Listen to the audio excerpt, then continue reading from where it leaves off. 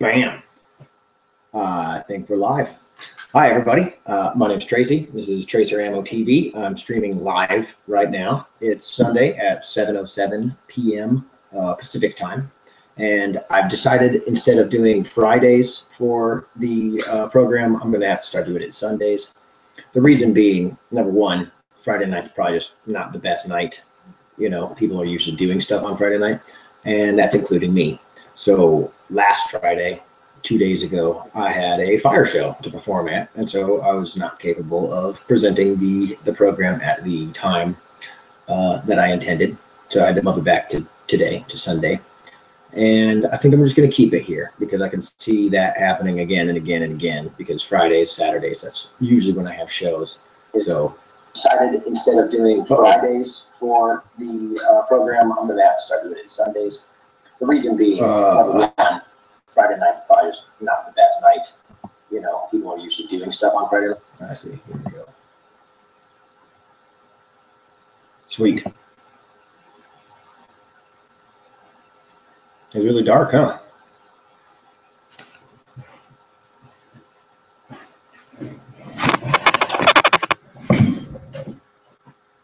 That's a little better. Well, anyway, I had to adjust. We rearranged. I got a new desk for my office, and we rearranged the house a little bit.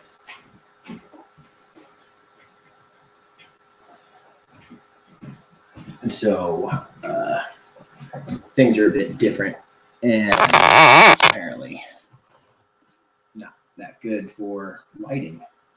So we'll have to work on that. But that's okay, because for this episode, I'm not going to be demonstrating too many pointers or anything like that. What I want to talk about is frameworks and different metaphors and kind of constructs or models that we use in our mind when we approach spinning. So the visual quality, I'm sorry, you're just going to have to bear with me through this episode, but it won't inhibit the information I'm trying to give you guys in this particular one. But before we get moving on to the main topic, I want to tell you guys about the new music that I've been listening to this week. And Ooh from the Glitch Mob put out a new mix. It's a live mix. I will include the links in the show notes on the website, tracerammo.com/tracerammo-tv, and you'll be able to get the link there. The cool thing is, this is another SoundCloud file, so it's a free download. It's a live set, so it's like an hour long, and it has a lot of different kind of qualities to it. There's something for everyone, and it has like almost trappy, almost housey, kind of like some dubstep and glitchy shit. So it's really a lot of fun. It's not very static. It will inspire you to spin in different styles if the music that you're listening to at any given time tends to influence your particular spinning style. I really wish I could do something about this lighting, but I don't know what to do.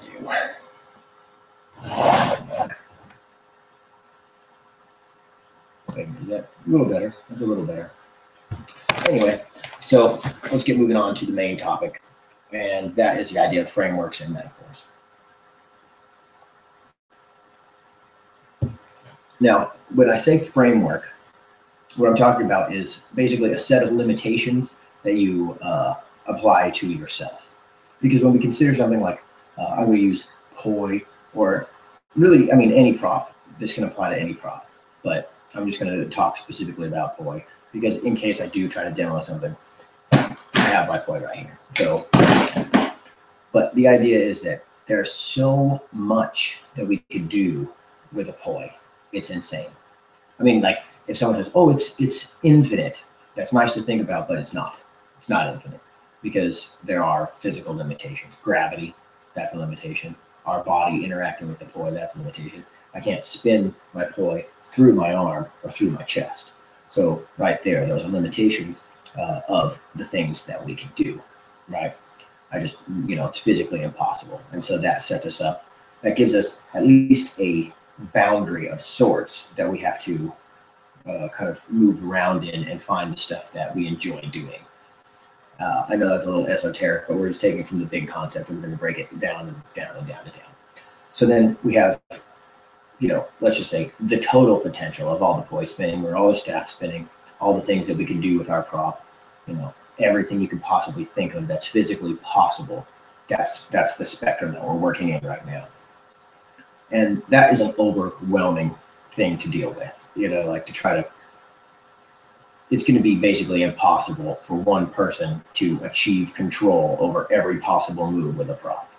So then, because that is the case, we have to choose what we want to practice. We have to practice certain things, and that's what kind of will determine your style. Everyone has a unique style when they spin. Everyone has, ideally, what I feel like is ideal would be to be recognized in dressed totally in black, in the pitch black, just spinning your poi on fire, so no one could really see who the performer was, and just by your spinning to be able to be recognized. That to me is having a really solid style. You're expressing in a unique way to such a degree that anyone will be able to tell it to you. It's a lofty goal, but that's, you have to have lofty goals to improve. So how do we achieve that? How do we achieve a unique style? Well, that's kind of done by the moves that you choose to practice, right? Or the way that you choose to practice, the things that you choose to practice, not necessarily just moves. If your style is, if you see something that you like someone else doing, or you invent something in your own mind that you like and you want to see it done, the practice that it will take to do that will give you other skills too. So when you learn, let's say, a 4-petal flower, right? An in-spin 4-petal flower, diamond mode with poi. And you can do it with staffs or 2 hoops or whatever, any of these things. You basically have learned a 2-petal in-spin flower with just a slight editing. And so now we're going to get into this so we've gone from the infinite potential of poi to the physical limitations of poi to choosing the moves we want to practice because we're trying to define our style based on what we like the look of when we see it, what we want to present. So then we have to look and find these families of moves that are that help represent or present to others what we're trying to express with our spinning, right? And so when you look at a flower, like the Vulcan Tech Gospel, that's a great framework. You have, a system where everything is kind of self-similar. You have 4-petal flowers in spin, and then you have the diamond mode and the box mode, and then the anti-spin, and those will lay over the top of each other with the extension, and then you can do the different timings. It's like a spirograph almost. And so you can take just the 2 simple concepts of in-spin flowers and anti-spin flowers, and then all the different combinations that you can do just with those things. And there are so many different combinations and so many different ways to combine if you're going in the same time in the same direction or the same time in the opposite direction. And just running through those, relatively few patterns, you can come up with a bunch of different ways to express, whatever you were feeling at the time, through either the motion that your body has to create to make the pattern, or through the demonstration of the geometry. It's your style because you are choosing. This is going to be a little bit of a tangent, but every time we spin, we're expressing far more than one thing, right? We're expressing whatever the person watching us sees. So as many people that have seen you spin, that's the different things that you've expressed with your spinning. You might be focusing on the geometry, but if someone is in a mindset, maybe they're not a spinner and they don't realize that you're doing geometric shapes. Maybe they just think it's cool and your arms are spread out doing flowers, so you're making big fire patterns, and maybe they appreciate it for that. So you're not demonstrating what you want to demonstrate in isolation. You're demonstrating that's your intention, but what other people are seeing, that's also what you're demonstrating too. And so it's kind of easy to get stuck on frameworks, a specific framework like the flower framework and all of that. If we just stick within that, then there's going to be a segment of the audience or the demographic that you're going to be spinning to that will find that kind of not as appealing as other people might find it. You know what I mean? And then just like there's a lot of in the toy community on Facebook, a lot of people complain about when they see spinners spinning too fast or spinners doing backbend buzzsaws or like cheap crowd pleaser moves. Well, I think the reason that people get butthurt about that stuff is because it's getting a good response from a crowd, but it doesn't really require the dedication and the practice that some other moves take, that other spinners, people that recognize the talent that goes into it, they'll appreciate it. But a general audience may not appreciate it. And so I think people get a little jaded about how much time they have to put in to do moves that they don't really get recognition for, whereas someone can do a really fast weave or and spin 360s and have the whole crowd freaking out. You know, so like, but the reason that the crowd freaks out is because they're not spinners.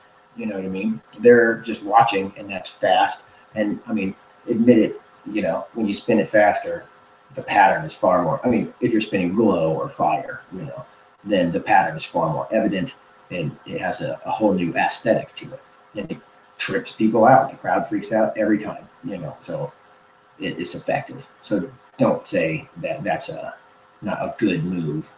Just say that it's, you know, maybe kitsch, you know, something that is cheap but is effective. Only artists that are painters notice kitsch paintings. You know, the general public loves that shit, you know, and that's why it's kitsch, because everyone else knows and they like that, you know. And so don't get stuck on the framework. And then this kind of my personal word that I use for moving through frameworks is dynamics. Because if you stay in one framework for far too long, then you almost become predictable in your spinning.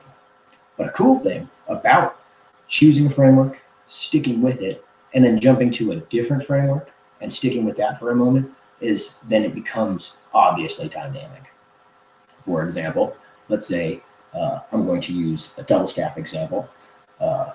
In double staff, if you're spinning, there's a move called an anti-spin. And if you're doing it in split time, opposite direction, the wicks, like thumb side or pinky side or whatever, but you know, there's a point where the two wicks are together. They come, the other two wicks pass each other and they move. And so two wicks are always together, right? And then there's a move called a choo-choo where one makes just a reel and the other one, the wick stays with it, but just kind of stays in an R-type move, which is basically a static, not spin. Kind of like that with your staff. I'll do this. By itself, it's a really goofy move, but you can link it up with reels and stuff to make cool things.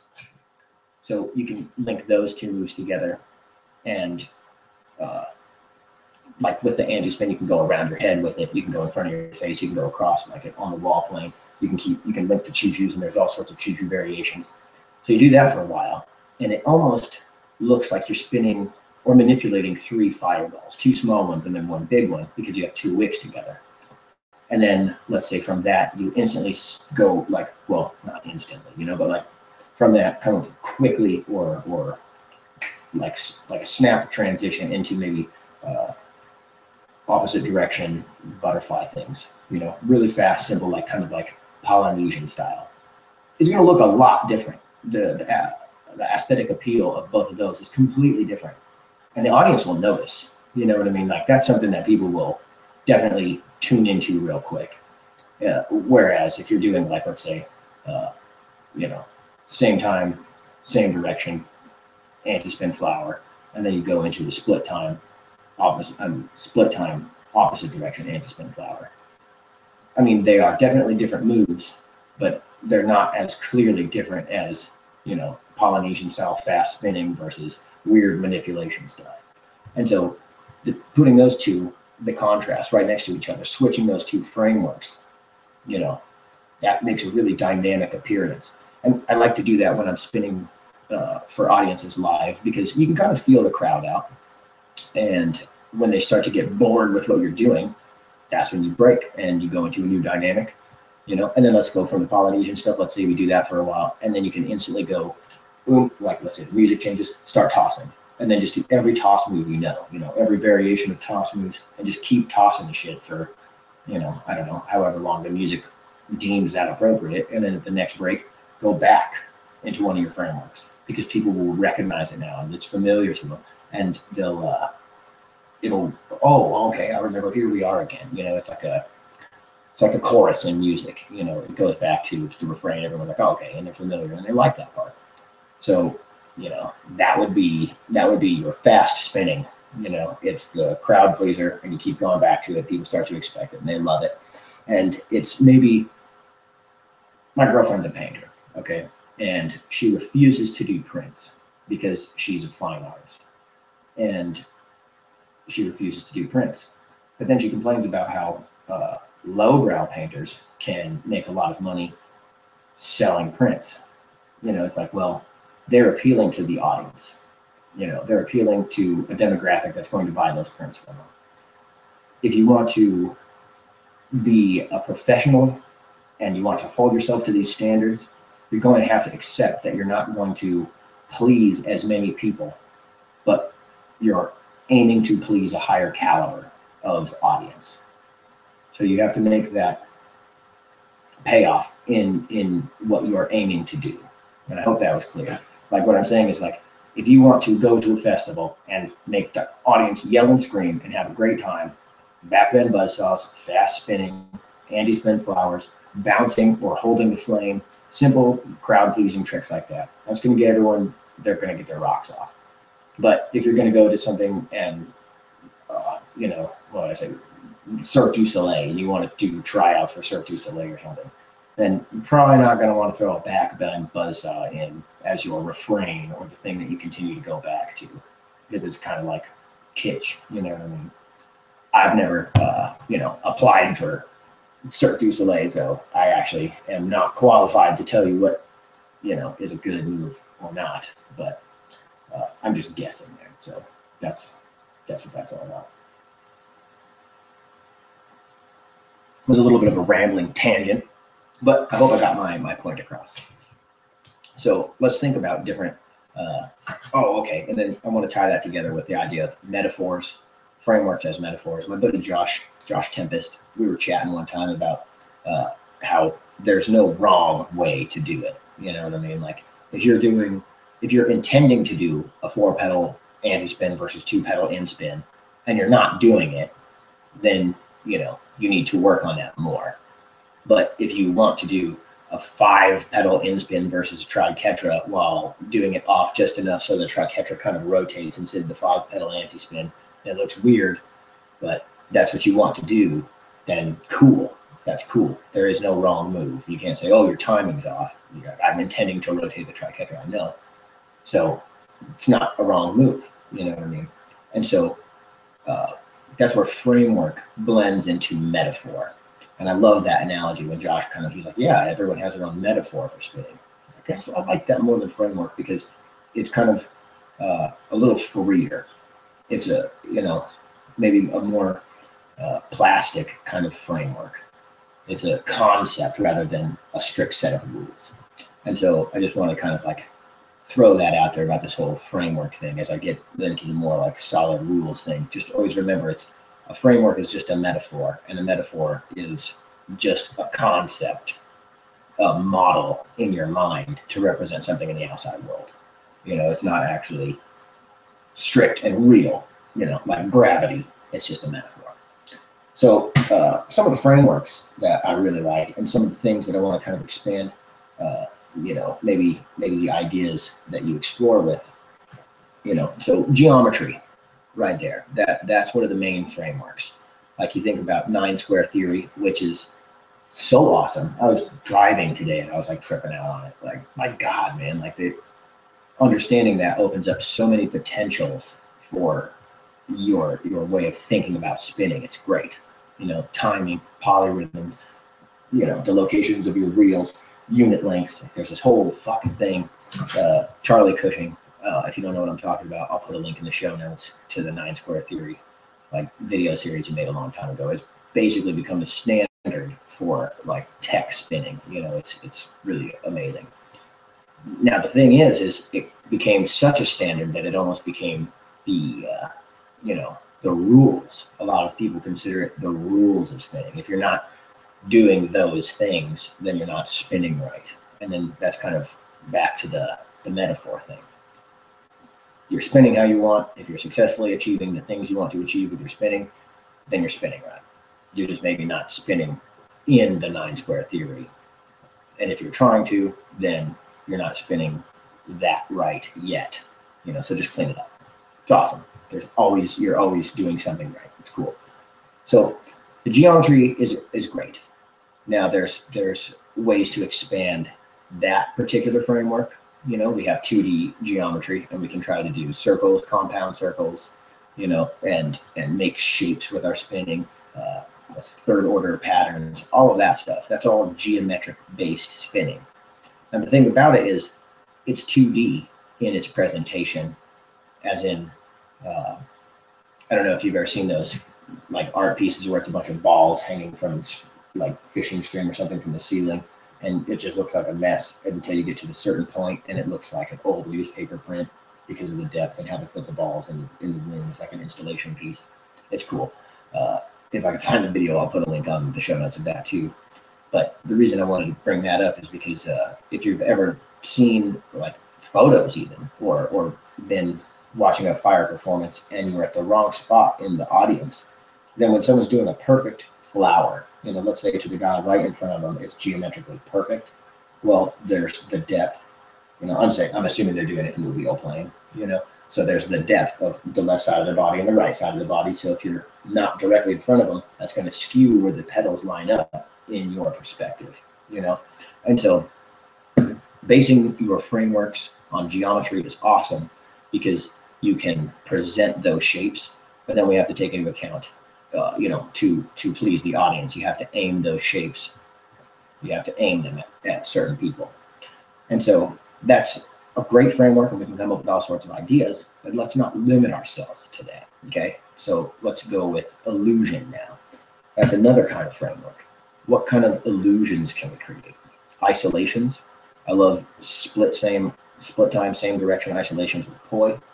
I love split time, same directions isolations with double staff, because it looks like the one is staying still, or the poi, it almost looks like your hands are holding the fireballs. You know what I mean? And there's also the kind of, there's like a cat eye where your hand will follow the isolation, and just all sorts of different, pendulum versus cap pointing downward, your hand follows the fireball.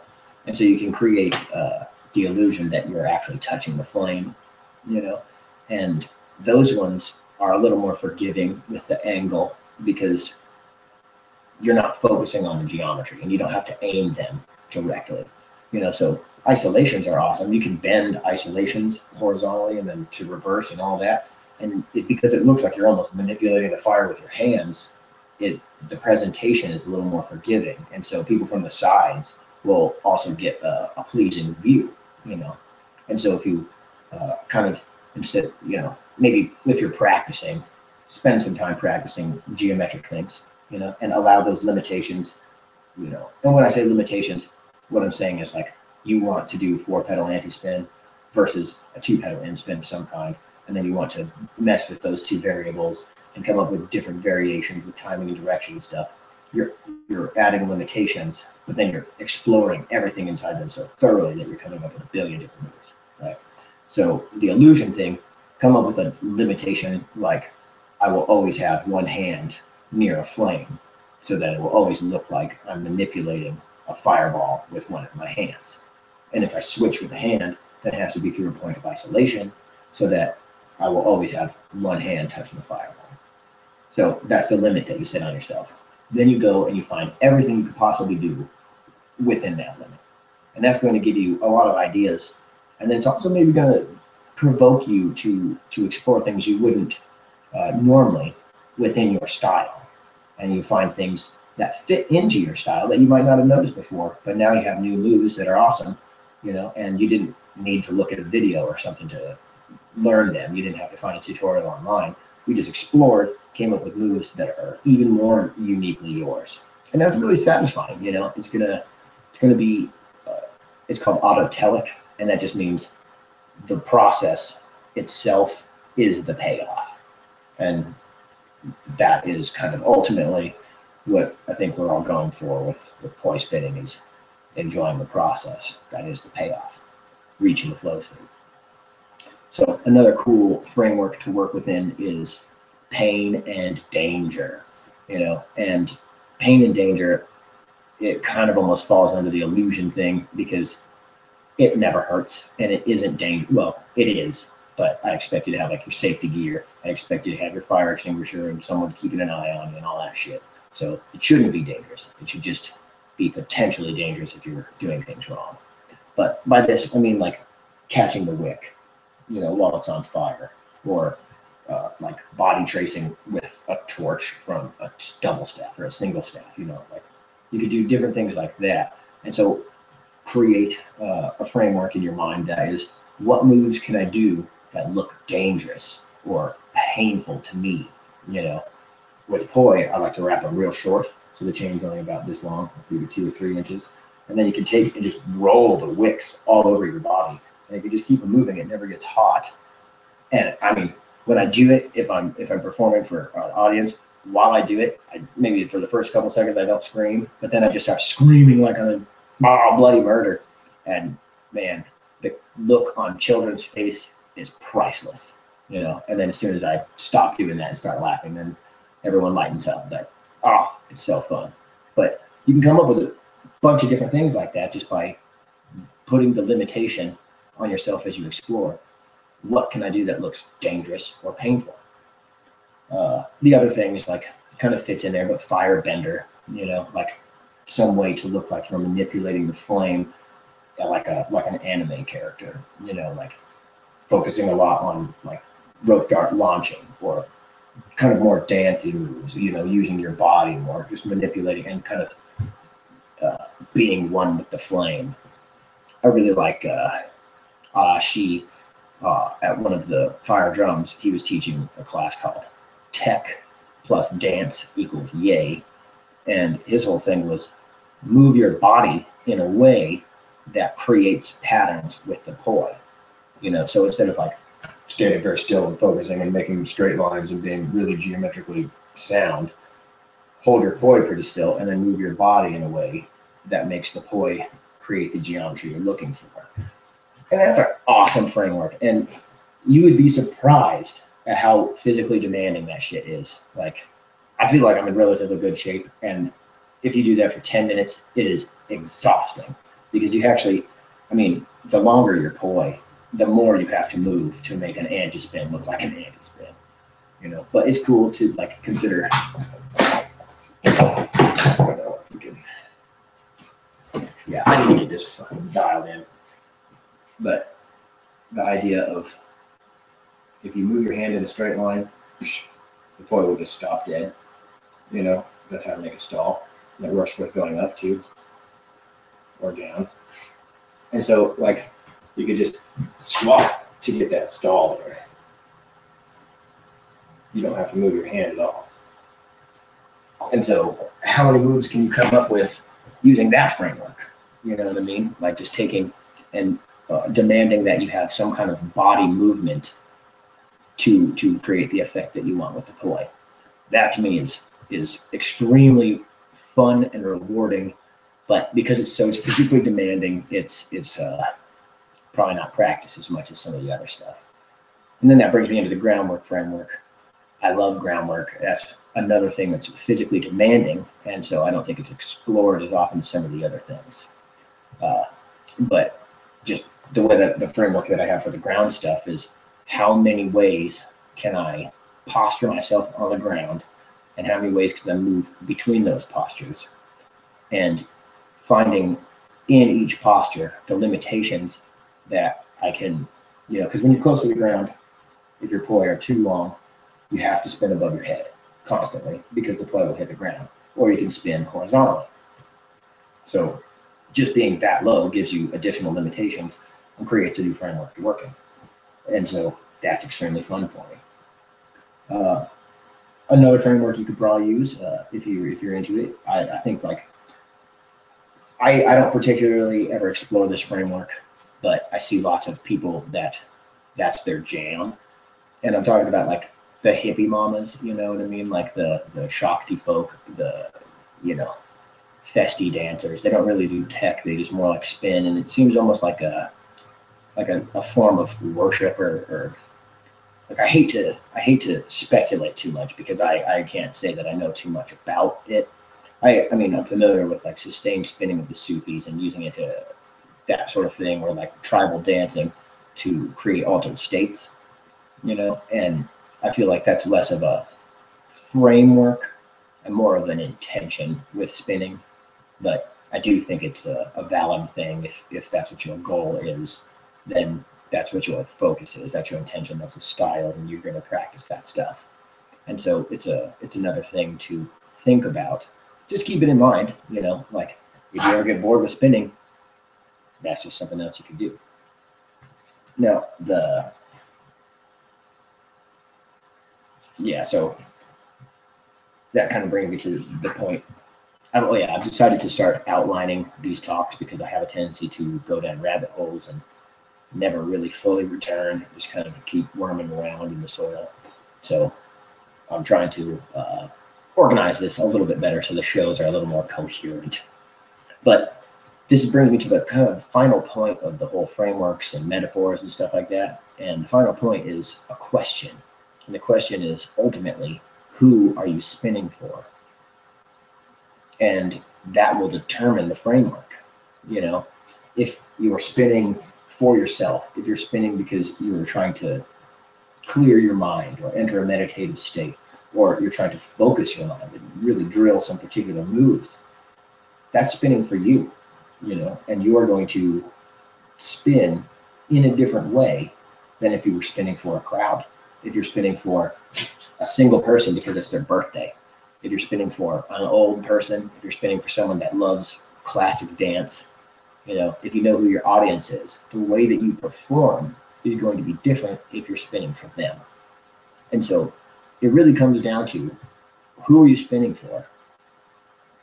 Is it you? You know, are you trying to express something? Are you trying to just get your mind off of the busy day? You know, what is your intention with spinning right now?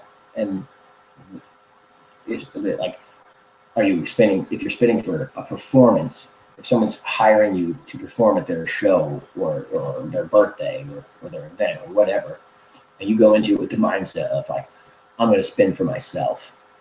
It's not really professional, is it? You know, kind of more like an arrogant dick thing to do, I think. You know, like you're getting paid to please a person's audience, you know, and you're spinning for yourself.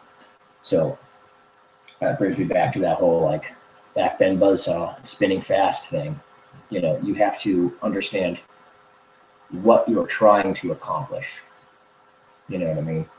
And you have to understand who you're spinning for and make that a framework also. You know, are you frameworked? Is the framework you're spinning in as a performer? You know, are you giving it as a gift? Are you trying to make excitement? Are you trying to make danger? Are you trying to be funny? Like, what are you trying to express and why? And that is a framework in itself. And so what I've tried to kind of do with this whole thing is, as I was saying that, there's one more note. I know this was an addendum note. But another cool thing about breaking things into frameworks like this, breaking things into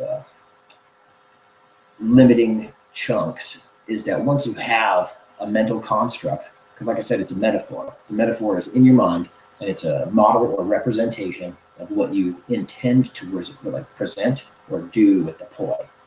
So by having a model in your mind, a metaphor or a framework, then you don't need your ploy to mess with that model. You know, you can use your brain and explore that model without your props. So when you're on the bus, or you're sitting between clients, or whatever, you know, you're doing, rototilling, you know, put in your earplugs and zone out into your own brain and, you know, play with these different frameworks and these concepts. Mental rehearsal is so good. I mean, like, I can't remember. I think it was like they did some study with basketball, and I say they. I'm sure if you Google it, it'll pop up. I mean, I could put it in the show notes. But there was a study where they had some people shoot baskets for 10 minutes a day. They had some people mentally rehearse shooting baskets for 10 minutes a day, and they had some people not practice at all. The people that practiced not at all didn't really improve. The people that practiced actually shooting did improve, and I think it was something like 70% improvement in the people that didn't practice shooting but thought about shooting perfectly for the same amount of time each day. And 70% improvement. And another crazy thing, I mean, like I can't, like again, I Googled this, but there was a thing where people were mentally exercising, and there was actually like a 25% increase in muscular strength. That's how crazily effective our brain and mental rehearsal is. And so by being able to define a framework, that gives you a brand new way to practice by having a mental rehearsal gym now, basically inside your skull. So when you're doing things that are boring and you're stuck there doing them, like riding a bus or whatever, you can mentally rehearse now because you have these different frameworks. You have these different ways of breaking that infinite potential and then limiting it down to what's physically possible, and then limiting it down even more into a framework, and then taking that framework and piecing it and piecing it and piecing it until you come down to like the simplest thing of like, what is my arm doing and how am I moving this pulley? You can break it down as small as you want or keep it as big, as macro as you want, and come up with different, theories or just specific weird ways of rotating the pulley, like it's all in your head. I think I'm going to end it with that. It's all in your head, my friends. So put it out there, get it out of your head into your performance, then record that shit and let me see it, because I want to see how you guys are taking what I'm telling you and applying it. I want to influence you in a positive way. So, like I said, it's all in your head.